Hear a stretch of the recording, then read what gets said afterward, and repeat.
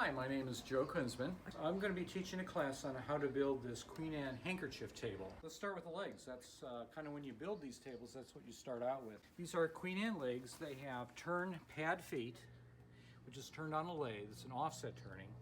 And then the rest of the foot is actually rough sawn on the bandsaw and then formed and shaped with rasps, a series of rasps. So this is the gate. It's actually a gate leg table.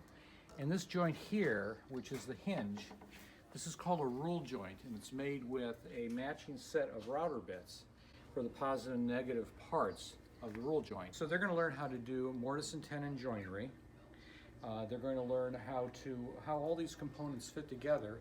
They're going to learn how to make a top, and of course with the rule joint and with the gate leg. This is really a fundamental piece.